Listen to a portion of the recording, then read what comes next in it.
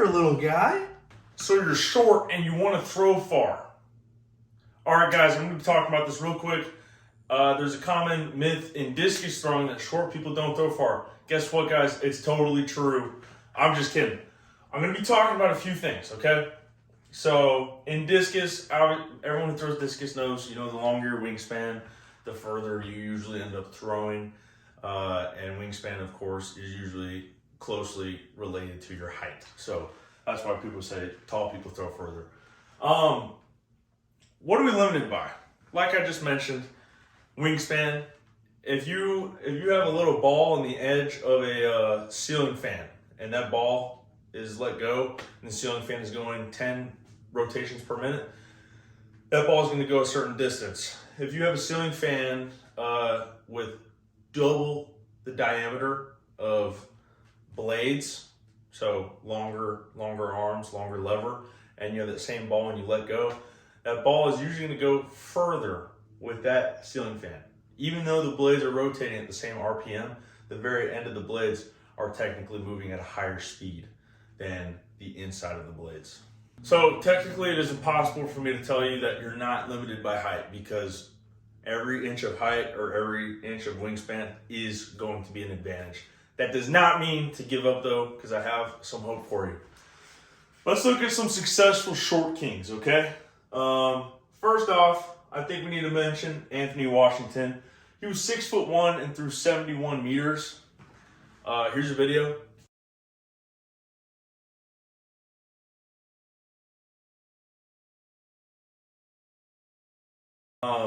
Maybe not the prettiest throw to today's standards, but guess what? Throwing is not a beauty contest. It's not a pageant, and it's not a little competition to see who has the best technique. It's to see who throws the furthest. So that doesn't really matter as long as you're throwing far. Also, I want to point out, watch this video again. Watch how he's not even using the whole circle.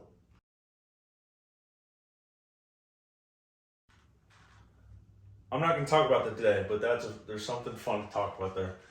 Next up, one of my personal favorite throwers, Nick Percy, Shout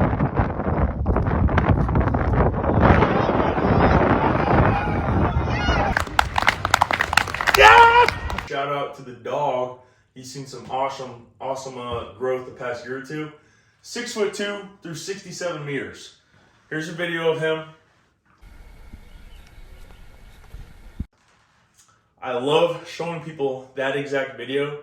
I don't know how far he threw in that video, and I don't even know if that was a 2K discus he was throwing, but whenever I'm coaching an athlete who is just flying through the circle and wants to just rip it right away, I say, hey, watch this guy who's throwing way further than you. Is he doing that? Here's another example.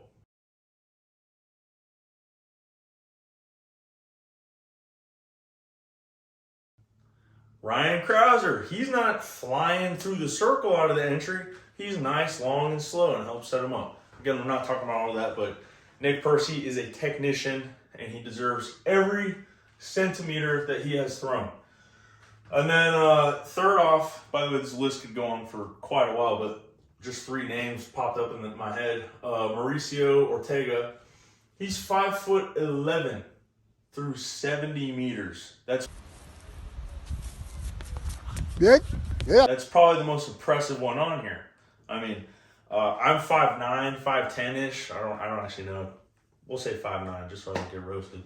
But this guy's pretty short for a discus thrower, and he's throwing world class. That'll get you a medal in most Olympics. So when people say, I'm never going to throw that far because I'm short, that guy did. Okay. What's something that all these guys have in common? First, number one, we're going to talk about it last. It's the most important, but I'm going to bring it up last. Number two, they're all technicians. None of them have bad technique. They check all their boxes. They're doing the right things. And I'll talk about this for a second. When you're short or your wingspan is limited, you're not just limited by that. You can still influence the actual radius that you have. I'm not going to get too much into physics, but you can have some influence on your wingspan. I always tell people, get long, throw long. Here's a video of Claudio doing awesome with that. So you can see he really gets out around that disc.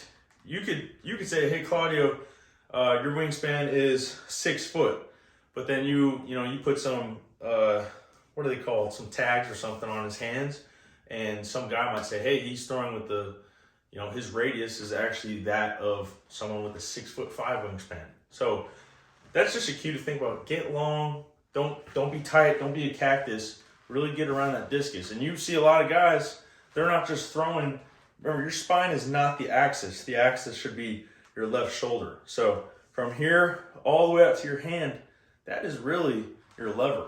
If you make your lever from here to here, you're just screwing yourself. So don't do that. These guys take advantage of every bit of lever they can make. Everything rotates around the left shoulder joint and comes around it.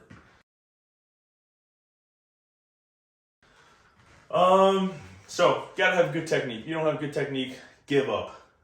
Number three actually, they're all athletic. What does that mean? Well, they're all probably strong as crap, they're all fast, and they're all coordinated. Let's talk about being fast. The discus throw is a 2-meter sprint. It's not a powerlifting competition. It's not a strongman competition. It's not a bodybuilding competition. It is a 2-meter sprint. You are sprinting through the circle. The distance that you throw is purely determined by the exit velocity of the implement. All the technique, all the training you do, everything you do as a thrower in training is only to enhance how fast you can get the implement to leave your hands. That is, at the end of the day, that is the most important thing. So, being fast. Got to be fast with the circle. You have to accelerate the implement quickly. It doesn't matter how strong you are, and you cannot accelerate the implement. It's yin and yang. You got to be fast. You got to be strong. If you're too weak to throw the implement, 16-pound shot, 5-pound disc, whatever, you're too weak, you're probably not going to be very fast. If you're really fast, or if you're really strong, but not fast enough, guess what? You got to have both. You got to have both. I think Louis Simmons said this. He said, weakness is never a strength, and strength is never a weakness. That is 100% true. You got to be strong in everything. I don't care if you're a cross-country runner. Thanks for watching my videos. I don't know what you're doing here, but you need to be strong. It's going to help you. Train your ability, and the capacity comes with it. That's a little cross-country thing. Be fast, guys. We'll talk about this later, but got to be strong to be fast. Got to be fast to throw far. Number one, the most important thing is none of these guys wake up in the morning and say, man, I'm only 5'11". I can't throw 70 meters. I'm only 5'9". I'm never going to go D1. None of those guys are limited by that idea. All of you, not all of you, I'm sorry. Some of you wake up in the morning and say, oh man, I'm only 5'9". I'm never going to throw far in college. I'm never going to throw past 170. Dude, I've met a lot of college athletes who've thrown stupid far. I've met some high schoolers, I'm sure there's dozens or more, who are my height, like 5'11", and have thrown well over 200 feet in high school.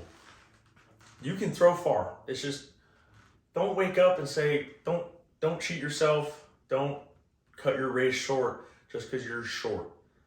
Give yourself a chance, because it's a lot of fun to go to these meets and you're the shortest guy there and you're throwing bombs. I'm only 5'9". I went to throw at a small Division I school, and I didn't throw any crazy numbers, but I'm telling you, it's a lot of fun when I'm throwing further than some guys who are 6'5" and stronger than me. And it makes me feel like, hey, I did my job. I did something, and that stupid idiot, he didn't. So screw that guy. It's a lot of fun, and that's sometimes at the end of the day, if you're in the sport, you're not always in it to beat people. You're in it to improve yourself, and that's really the most rewarding thing we get in this sport, is just self-improvement. So let's see, is there anything I missed? Not really. So is it a myth? No, it's not a myth. Being short doesn't help you throw further. Sometimes. But you're only limited by your height if you allow yourself to be. So height is just, being short is just a lack of one advantage. You still have a million more. You can be strong, you can be fast, you can be really good at technique, you can be really aggressive, you can have a really good grip on the discus. There's a million things. Don't worry about your height, okay guys? Thanks for watching Short Kings, and subscribe.